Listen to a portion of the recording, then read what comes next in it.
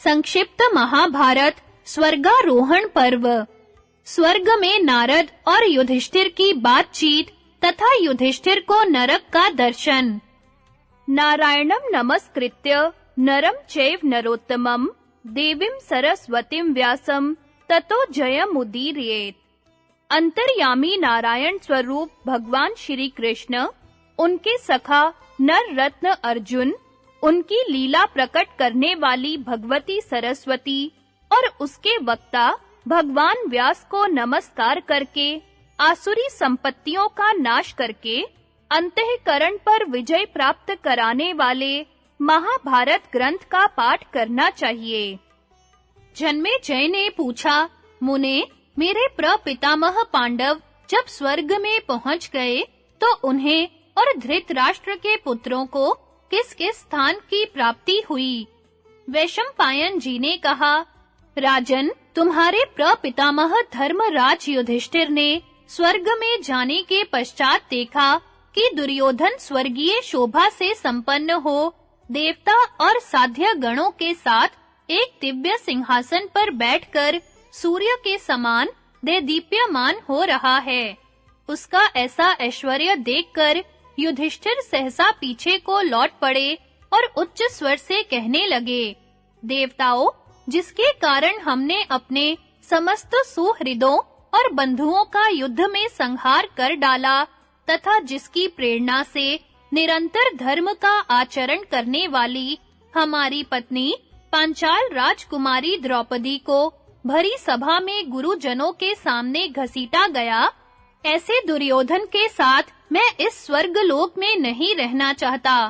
यह सुनकर नारद जी बोले, महाबाहो, स्वर्ग में आने पर मृत्यु लोक का वैर विरोध नहीं रहता, अतः तुम्हें महाराज दुर्योधन के विषय में ऐसी बात कदापि नहीं कहनी चाहिए। स्वर्गलोक में जितने श्रेष्ठ राजा रहते हैं, वे दुर्योधन का विशेष सम्मान करते हैं। यह सत्य है कि इन्होंने सदा ही तुम लोगों को कष्ट पहुंचाया था, तथापि युद्ध में अपने शरीर की आहुति देकर ये वीर लोक को प्राप्त हुए हैं। अपने पुराने वैर को भूल जाओ और इनके साथ न्याय पूर्वक मिलो। नारद जी के ऐसा कहने पर राजा युधिष्ठिर ने पूछा, ब्राह्मण, जो महान व्रतधारी, महात्मा, सत्य प्रतिज्ञ, विश्व विख्यात वीर और सत्यवादी थे, उन मेरे भाइयों को कौन से लोक प्राप्त हुए हैं, उन्हें मैं देखना चाहता हूँ। सत्य पर दृढ़ रहने वाले कुंती पुत्र महात्मा कर्ण को, धृष्टद्युम्न को, सात्यकी को तथा धृष्टद्युम्न के पुत्रों को भी मुझे देखने की इच्छा है। वे इस समय कहाँ हैं? उनका तो यहाँ दर्शन ही नहीं हो रहा।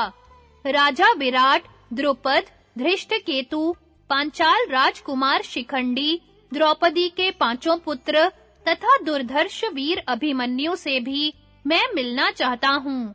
अब युधिष्ठिर ने देवताओं से कहा, देवगण, यहाँ युधामन्यु और उत्तमौजा, ये दोनों भाई क्यों नहीं दिखाई देते? जिन-जिन महारथी राजाओं और राजकुमारों ने समराग्नि में अपने शरीरों की आहुति दी है, जो मेरे लिए युद्ध में मारे गए हैं, वे सिंह के समान पराक्रमी वीर कहाँ हैं? यदि वे सब महारथी भी इस लोक में आए हों, तब तो मैं उन महात्माओं के साथ यही रहूंगा, परंतु यदि उनको यह शुभ और अक्षय लोक प्राप्त नहीं हुआ है, तो मैं भी अपने उन भाई बंधुओं के बिना यहाँ सुख से नहीं रह सकता। युद्ध के बाद जब मैं अपने मृत संबंधियों को जलांजलि दे रहा था, उस समय मेरी माता कुंती ने कहा था, बेटा, कर्ण को भी जलांजलि देना। माता की यह बात सुनकर जब मुझे मालूम हुआ कि महात्मा कर्ण मेरे ही भाई थे, तब मुझे उनके लिए बड़ा दुख होता है। यदि कर्ण हमारे साथ होते, तो हमें इंद्र भी युद्ध में परास्त नहीं कर सकते थे। वे सूर्य नंदन कर्ण इस समय जहाँ कहीं भी हो, मैं उनका दर्शन करना चाहता हूँ।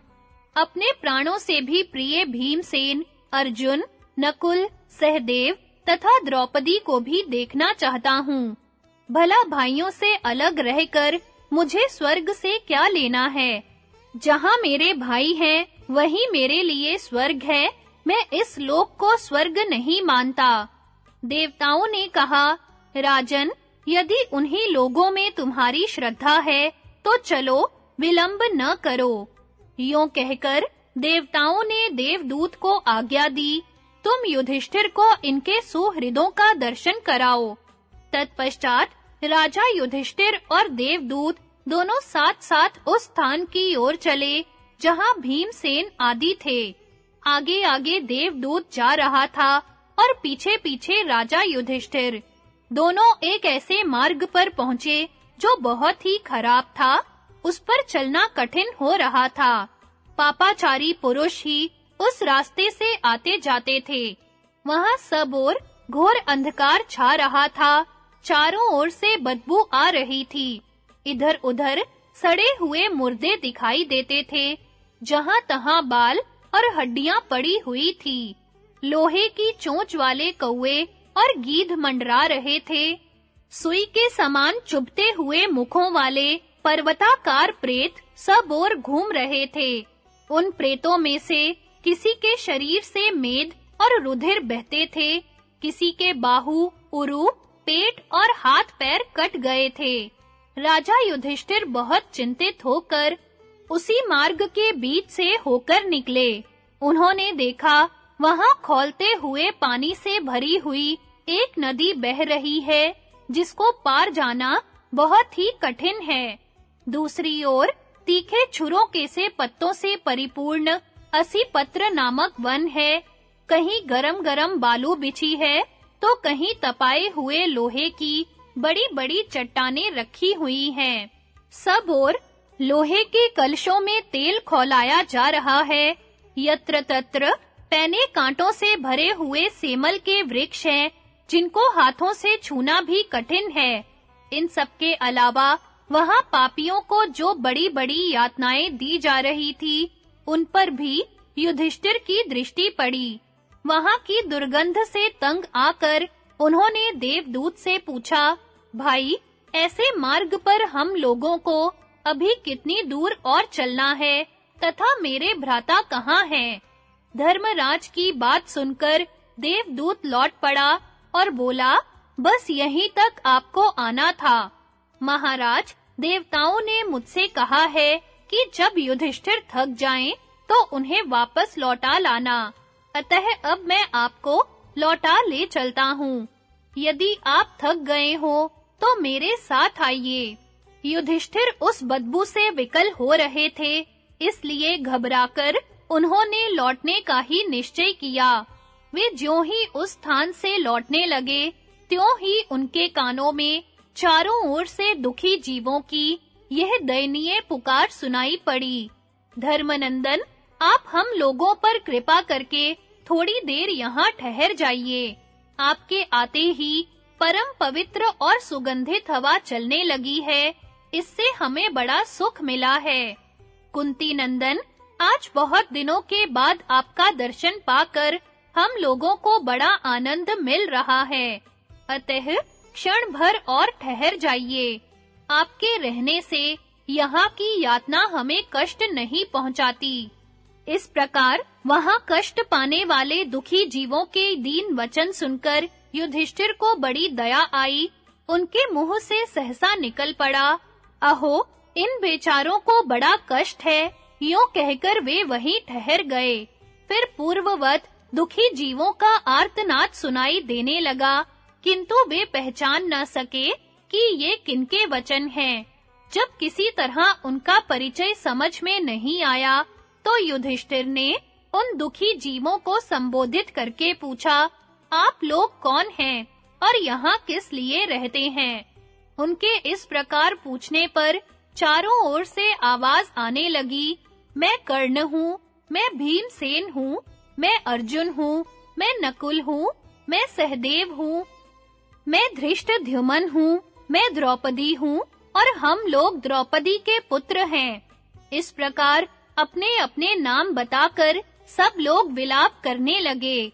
यह सुनकर राजा युधिष्ठिर मन में विचार करने लगे, देव का यह कैसा विधान है? मेरे महात्मा भाई भीमसेन आदि, कर्ण, द्रौपदी के पुत्र तथा स्वयं द्रौपदी ने भी ऐसा कौन सा पाप किया था जिसके कारण उन्हें इस भयानक स्थान में रहना पड़ रहा है? यह किस कर्म का फल है जो ये नरक में पड़े हुए हैं? मेरे भाई संपूर्ण धर्म के ज्ञाता, शूरवीर, सत्यवादी तथा शास्त्र के अनुकूल चलने वाले थे। इन्होंने क्षत्रिय धर्म में तत्पर रहकर बड़े-बड़े यज्ञ किए और बहुत सी दक्षिणाएं दी हैं। मैं सोता हूँ या जागता, मुझे चेत है या नहीं?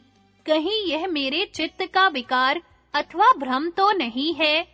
इस तरह सोच विचार करते हुए युधिष्ठिर ने देवदूत से कहा, तुम जिनके दूत हो उनके पास लौट जाओ, मैं वहां नहीं चलूंगा। अपने मालिकों से जाकर कहना, युधिष्ठिर वहीं रहेंगे। मेरे रहने से यहाँ मेरे भाई बंधुओं को सुख मिलता है। युधिष्ठिर के ऐसा कहने पर देवदूत देवराज इंद्र के पास चला गया और युधिष्ठिर ने जो कुछ कहा या करना चाहते थे, वह सब उसने देवराज से निवेदन किया।